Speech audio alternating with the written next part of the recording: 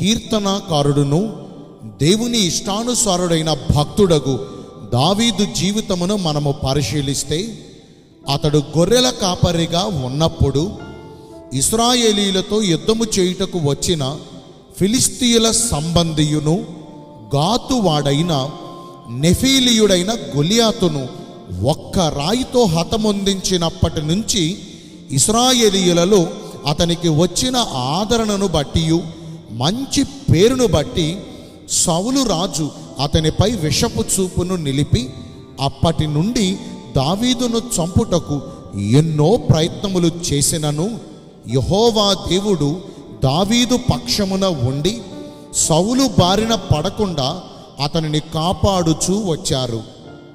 అయితే ఒకరోజు దావీదు ఎన్గేది అరణ్యమందు శిలా పర్వతము మీద ఉన్న గుహలో దాగి ఉన్నాడన్న సమాచారమును తెలుసుకుని ఇంచుమించు 3000 మందిని తీసుకుని ఆ గుహ యొద్దకు వెళ్ళి దానిని చుట్టుముట్టారు.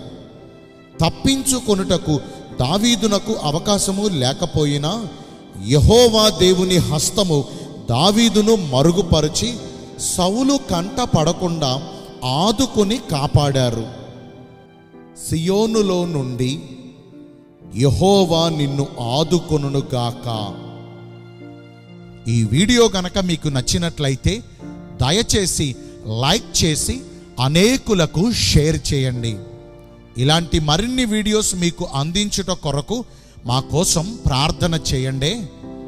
మన ఛానల్ను తప్పకుండా సబ్స్క్రైబ్ చేసుకుని ప్రక్కనే ఉన్న బెల్ ఐకాన్ను ప్రెస్ చేయండి.